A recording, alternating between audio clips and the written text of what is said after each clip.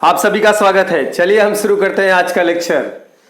Standard 9th chapter first set समुच्चय exercise 1.1 Maharashtra board lecture 4।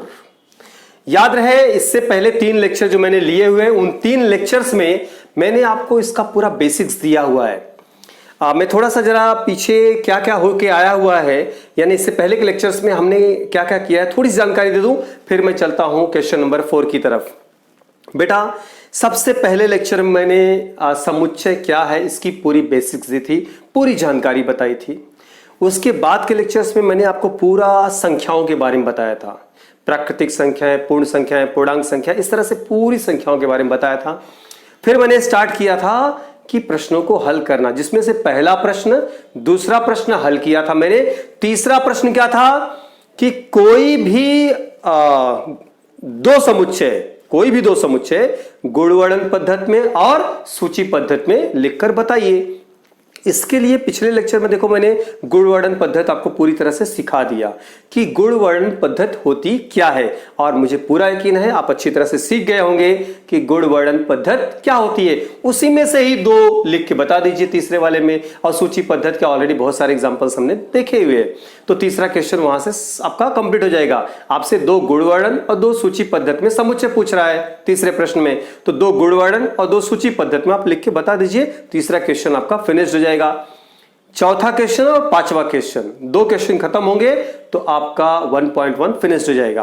तो बेटा आज हम चौथा क्वेश्चन डील करने वाले हैं। एकदम सिंपल मतलब एकदम सिंपल है, बस फटाफट वो फिनिश हो जाएगा। आप यहां पर ध्यान दीजिए।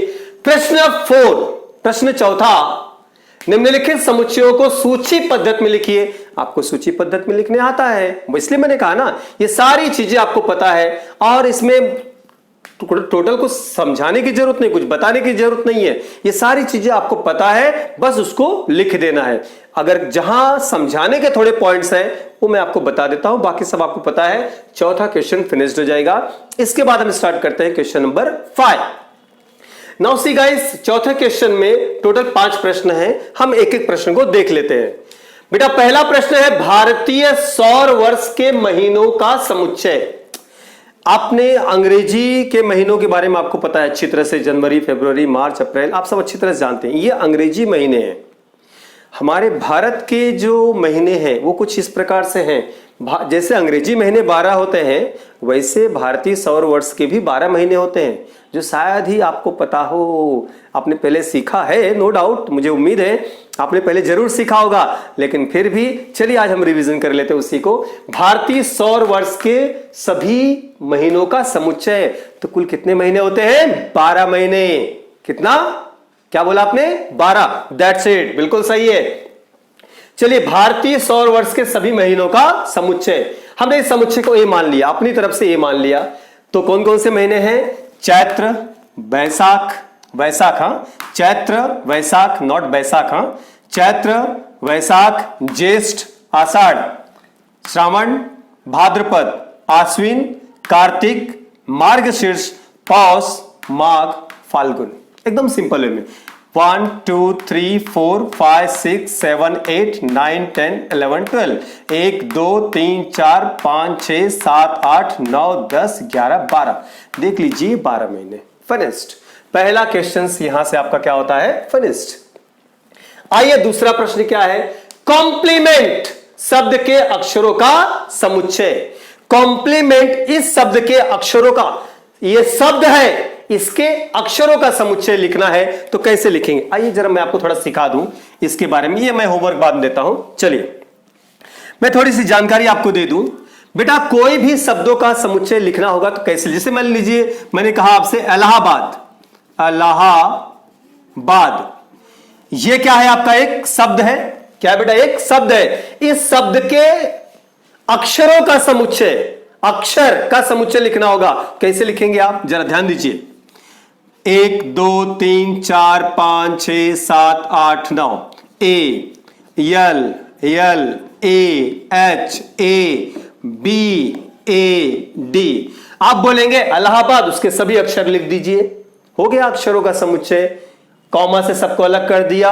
सूची पद्धति में घटकों को इस धन कोष्ठक कर्ली ब्रैकेट के अंदर जो घटक रहते हैं उसको अलग करने का तरीका क्या होता है? कॉमा। कॉमा से अलग कर दिया, हमारा काम हो गया। सॉरी, ये गलत है, बिल्कुल गलत है। अगर आपने ऐसा लिखा तो ये पूरी तरह से गलत होगा। तो सही क्या है, ध्यान सुनिए। तो दोनों चीजें हमको सीखनी है ना, हमको पता भी होना चाहिए ना हमसे मिस्टेक कहां हो सकती है और क्या है। ये शब्दों का उनके अक्षरों में समुच्चय कैसे लिखा जाता है, ध्यान सुनिए। शब्द है, अक्षरों में समुच्चय कैसे लिखेंगे? याद रहे, अक्षरों में लिखने के समय पे एक अक्षर को दोबारा नहीं लिखना है। नहीं मतलब नहीं लिखना है। एक अक्षर, एक कोई भी अक्षर, अल्फाबेट्स रिपीट नहीं करना है, दोबारा नहीं लिखना है। चलिए शुरू करते हैं। ए और यहां भी है ए, 4 बार है ना एक ही बार लिखने का, ए हो गया। यल 2 है एक ही बार लिखने का, क्या बच गया यहां पर? यच एक ही बार है, बी एक ही बार है और डी क्या है? 1 टाइम है। सो जो एक से अधिक बार होगा, एक से अधिक लिखा गया होगा ना, नहीं लिखने का हमको सिर्फ 1 टाइम लिखने का उसको। और रिपीट आया रहेगा ना अल्फाबेट, बार बार वो अक्षर आया होगा तो अक्षर को बार बार नहीं लिखना है, उसको सिर्फ एक ही बार लिखना है। आपको समझ में आ चुका होगा, ये हमने लिख दिया। जैसे मैंने लिख दिया एलिफेंट, एलिफेंट, हाथी। चलिए ये जो आपका शब्द है इसका अगर हमको लिखना होगा, इसको जो है कि इसके अक्षरों का समुच्चय लिखना होगा तो क्या होगा? ई, एल और कहीं आया हुआ है? नहीं, ई देखो 2 बार आया हुआ है तो एक ही बार लिखेंगे। एल आया है, पी और कहीं नहीं आया है, यच और कहीं नहीं आया है, ए और कहीं नहीं आया है, यन नहीं आया है, टी नहीं आया है। यस, हो गया लिख के, एकदम फिनिश्ड। बिल्कुल मेरे बच्चे, एकदम मैंने कहा ना, मैंने फिनिश्ड कर दिया सिस्टम को। बिल्कुल इसी प्रकार, इसी तरह से जो कॉम्प्लीमेंट शब्द है उसको भी हमें लिखना है। आइए शुरू करते हैं। क्या है ये? कॉम्प्लीमेंट। कॉम्प्लीमेंट, एल है ना, एल, कॉम्प्लीमेंट। स्पेलिंग देख लीजिए, COMPLEMENT, कॉम्प्लीमेंट। Yes, complement. चलिए शुरू करते हैं। आप बताइए, मैंने आपसे कहा ना, अभी सिखाया मैंने इलाहाबाद का, एलिफेंट का। बिल्कुल इसी तरह से एक अक्षर को दोबारा नहीं लिखना है। बोलिए। सी और कहीं आया है क्या? नहीं, ठीक है। ओ कहीं आया है क्या? नहीं। यम, यम 2 बार आया हुआ है, एक ही बार लिखेंगे। पी 1 टाइम आया हुआ है। एल देखिए और कहीं नहीं आया हुआ है, एल। ई 2 टाइम्स आया हुआ है तो 1 टाइम लिखेंगे। यन 1 टाइम ही आया हुआ है। टी 1 टाइम आया हुआ है, देख लो, चेक कर लो ना। COMPLENT, मतलब कोई भी इसमें रिपीट नहीं हो रहा है। दैट्स इट, यही हो जाएगा आपका फाइनल आंसर। सो इसको हम कोई भी, देखिए दूसरा, फर्स्ट वाला हो गया, दूसरे को कोई भी एक नाम दे दीजिए। हाँ, ए हो गया, इसको हम लोग क्या बोल देते हैं? बी। दैट्स इट, कोई भी अपना एक समुच्चय का नाम दे दीजिए। क्या है वो यहां पर? COMPLENT, दैट्स इट, हो गया। और ये क्या हो जाएगा आपका फाइनल आंसर। चलिए बेटा, दूसरा क्वेश्चन भी आपका कंप्लीट हो गया। अब आप आज सीख चुके हैं अगर शब्द होंगे उसके अक्षरों को किस प्रकार से हम समुच्चय में लिखते हैं। याद रखिएगा, एक ही मेथड है, अक्षर रिपीट नहीं होना चाहिए। अंदर ब्रैकेट के अंदर एक अक्षर को सिर्फ एक ही बार लिखा जाएगा, एक अक्षर दोबारा नहीं लिखा जाएगा। ग्रेट। चलिए तीसरा है मानव की ज्ञानेंद्रियों का समुच्चय। आपको अच्छी तरह से मालूम है 5 ज्ञानेंद्रियां होती हैं। कौन कौन सी? नाक, कान, आंख, जीभ, त्वचा। एकदम सिंपल, इसको देते हैं सी। नाक, कान, आंख, जीभ, त्वचा, हो गया 5 ज्ञानेंद्रिय। आप सभी को मालूम है, बस आपको समझाने के लिए मैंने यहां पर उसको लिख दिया हुआ है। और यही क्या हो जाएगा आपका फाइनल आंसर। तीसरा कंप्लीट। चौथा, 1 से 20 तक की अभाज्य संख्याओं का समुच्चय। वह संख्याएं जो खुद से कटती हो। 1 से तो दुनिया की हर एक संख्या कटती है, तो अभाज्य संख्याओं में, भाज्य संख्याओं में 1 की गणना नहीं की जाती है। याद रखिएगा, जब भाज्य संख्या, अभाज्य संख्या की बात आएगा तब आप 1 को भूल जाइए। संख्या 1 को न भाज्य कहा जाता है और ना ही अभाज्य, इसकी गणना किसी में भी नहीं की जाती है, तो 1 छोड़ दीजिए। उसके बाद 1 के आगे वह संख्या जो खुद से कट जाए, उसे अभाज्य संख्या कहते हैं। उसको उसके अलावा कोई और नहीं काट सकता है, वो अभाज्य संख्या। जैसे दो को दो के अलावा कोई काट सकता है नहीं, दैट इज इम्पॉसिबल, तो दो अभाज्य संख्या। तीन को तीन के अलावा कोई काट सकता है नहीं, तीन अभाज्य संख्या। चार को चार के अलावा कोई काट सकता है, हां काट सकता है। कौन काट सकता है? दो से चार कट जाता है, तो चार अभाज्य संख्या नहीं है। समझ में आ गया ना? पांच अभाज्य संख्या है, पांच को पांच के अलावा कोई भी काट नहीं सकता है, कैंसल नहीं होने वाला किसी और से हो। 6 कट जाएगा, 2 से कटेगा, 3 से कटेगा, 7 खुद से ही कटेगा, 7 को 7 के अलावा कोई और नहीं काट सकता। अब आपको समझ में आ चुका होगा, वह संख्या जो खुद से कटता हो उसे हम लोग क्या कहते हैं बेटा? अभाज्य संख्या। That's it, great. चलिए शुरू करते हैं। ए बी सी, इसको दे देते हैं हम लोग डी।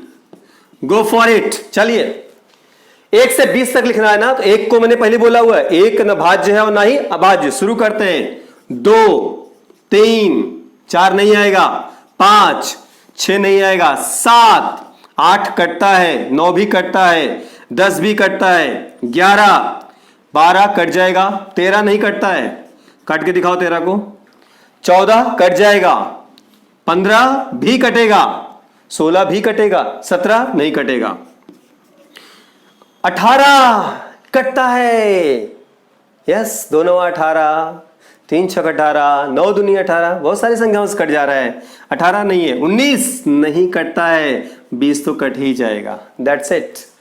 1 से 20 तक की अभाज्य संख्याओं का समुच्चय आपके सामने रहा और ये क्या हो गया आपका फाइनल आंसर। आइए 5वां सवाल।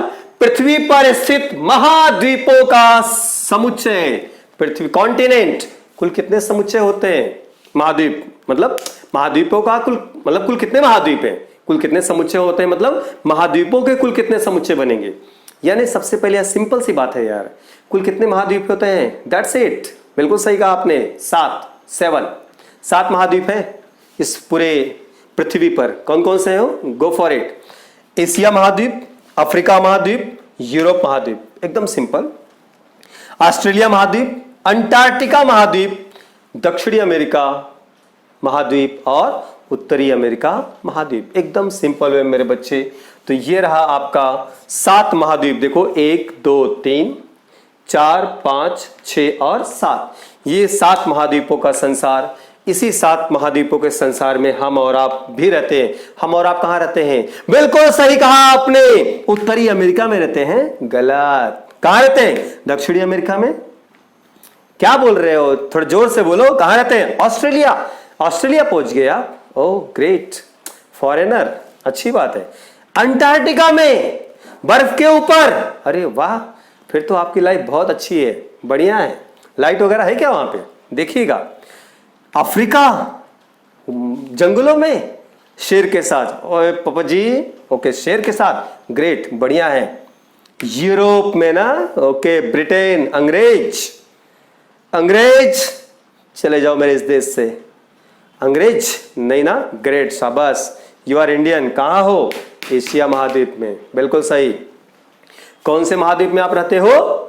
एशिया महाद्वीप में, बिल्कुल सही। हम लोग कहां रहते हैं? एशिया महाद्वीप में। भारत कहां स्थित है? एशिया महाद्वीप में स्थित है। सो ये रहा आज आपका क्वेश्चन नंबर 4।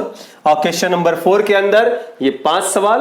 क्वेश्चन नंबर 4 यहां से फिनिश होता है। इसके बाद है क्वेश्चन नंबर 5। अगले लेक्चर में हम देखेंगे क्वेश्चन नंबर 5। इसके पहले कि अगर आपने 3 लेक्चर अगर आपने नहीं देखे हैं तो उसका लिंक मैं आपको आई बटन पे दे दूंगा, प्लीज आप देख लीजिएगा। और आपसे मैंने कहा था आपको होमवर्क करके मुझे भेजना होता है। YouTube के जो कमेंट्स बॉक्स है ना, उसमें आप उसका आंसर मुझे बताइए। आप लोग आंसर नहीं बताते हो। आप कमेंट्स बॉक्स में प्लीज उसका आंसर बताइए, तो मुझे भी तो मालूम पड़े ना कि आपको जो है कि ये सारी चीजें चाहिए। और हाँ, मुझे जरूर बताइएगा, प्लीज, ये रिक्वेस्ट है आपसे YouTube के कमेंट्स बॉक्स में। और अगर आपको आई बटन पे मिलेगा, मैंने वहां पर लिंक दिया हुआ है इसका, वहां आप देख लीजिएगा। डिस्क्रिप्शन बॉक्स में भी मैंने लिंक दिया हुआ है, वहां से भी देख लीजिएगा। चैनल सब्सक्राइब नहीं किया अभी तक, प्लीज उसको करिए। कहां से करेंगे? नहीं आता है? देखो लाल बटन है, जो अपने लिंक, जो भी कहीं से भी आपको लिंक मिला होगा, जो लाल बटन है ना उसके ऊपर ऐसे प्रेस कर दीजिए। प्रेस करने के बाद देखिए दाहिनी तरफ उसकी घंटी रहती है, घंटी पे जाइए, उसको दबाइए, ऑल बटन पे प्रेस कर दीजिए। That's it, finished. इसके बाद जितने भी वीडियो मैं भेजूंगा सब आपके पास पहुंच जाएगा और आपको मिलता रहेगा, आपको कोई टेंशन नहीं आएगा। आप अच्छे से सम्स करते रहिए। मैं आपके लिए पर डे एवरीडे एक वीडियो अवश्य बनाऊंगा, पर डे आपके लिए एक वीडियो लेकर आता रहूंगा। चलिए आज मैं आपको कुछ होमवर्क जरूर दे देता हूं, नहीं तो आप बोलोगे सर आपने जो है बोला होमवर्क करके दिखाओ, होमवर्क तो दिया ही नहीं, बातों बातों में होमवर्क देना ही भूल गए। चलो ठीक है, नहीं मैं भूलूंगा नहीं, मैं आपको होमवर्क देने जा रहा हूं।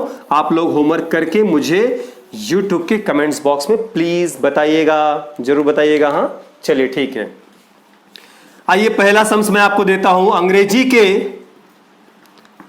अंग्रेजी के स्वरों का समूह, यह आपको किस में लिखना है? सूची पद्धति में। ग्रेट। इसके बाद हम गुणवर्णन, अगले सम्स में हम लोग पांचवें क्वेश्चन में, चौथा था, पांचवें क्वेश्चन में गुणवर्णन पद्धति देखेंगे। अंग्रेजी के स्वरों का समूह, ओके। 1 से 5 तक की प्राकृत संख्याओं का समूह, संख्याओं का समूह। ग्रेट, समूह, ओके।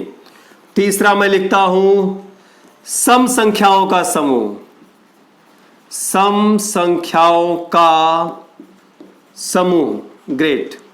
चौथा विषम संख्याओं का समूह, विषम संख्याओं का